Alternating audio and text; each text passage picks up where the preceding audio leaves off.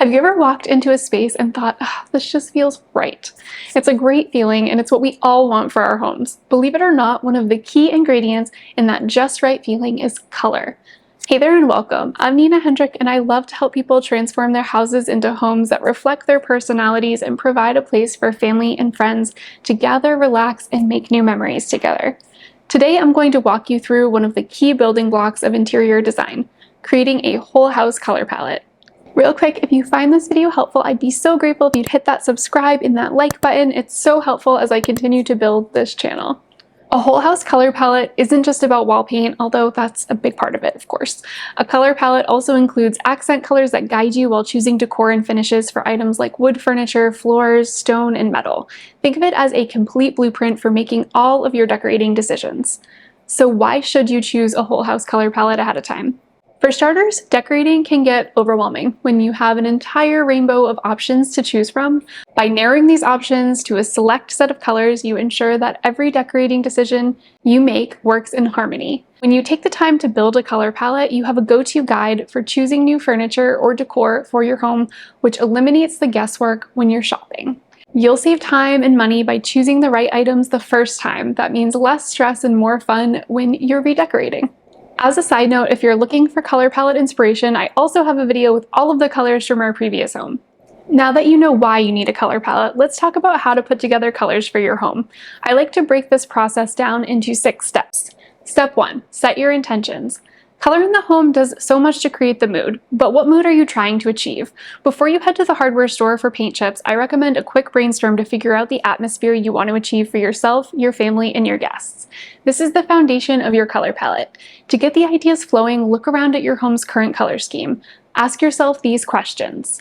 Are the colors too dark, too bright, or just right? Do the colors feel dirty or dingy? Do your colors fit your decorating style?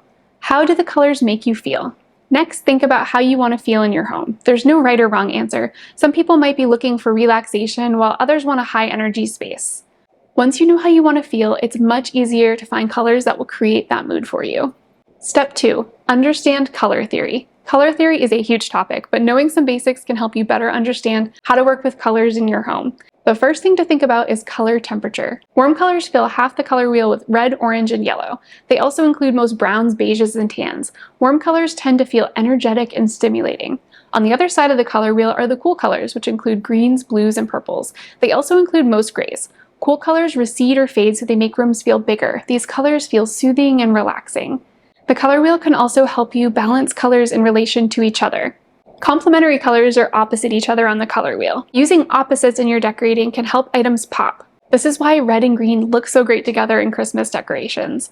But complementary color schemes can also be much more sophisticated when you use the undertones and neutrals to develop the color scheme. For example, a warm cream with yellow undertones will complement pops of blue.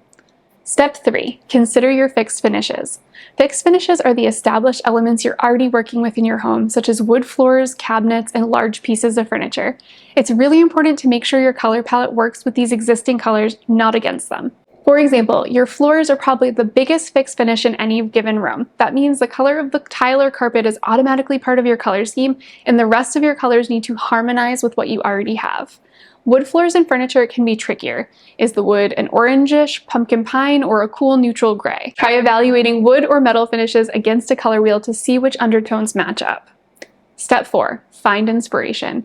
Now it's time to gather examples of your favorite colors. I saved this step for after you take a look at your fixed finishes because I don't want you to get stuck on a color that's going to clash with the colors that you already have and that are already part of your existing palette.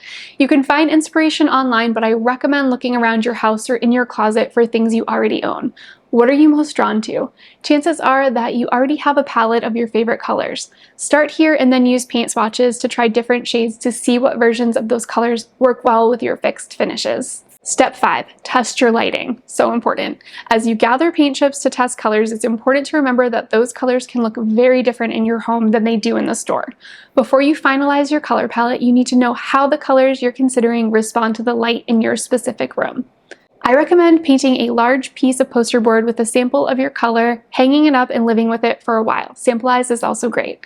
See how it responds to different times of the day, different weather, and is natural versus artificial light. You can also see how it plays with the finishes of the room and other colors you're considering. This is a great way to live with your colors before you invest a lot of time or money into your project. Now, step 6 is to build your color palette. At this point, you should have an idea of where you're headed with your colors. To finalize your palette, choose 3 to 5 main colors for your interior color scheme. At least one of your colors should be a neutral, one should be a shade of white, and one should be a darker contrasting color. For the remaining 2, it's up to you. My personal preference is to stick with neutrals for my main colors and go bolder with my accent colors. Accent colors are the colors that you use throughout your home in more changeable finishes, such as throw pillows and other smaller accessories. You'll usually use up to 2 of these accent colors in a single room. 3 would be the absolute maximum. Once you've decided on your whole house color palette, you have a roadmap for decorating that will tie every room together into a harmonious whole. If you're looking for more color palette inspiration, I put together a fun and free quiz linked in the description box below that gives you color suggestions based on your personality. Let me know in the comments what your results end up being and if you plan to try out any of the colors that it gives you.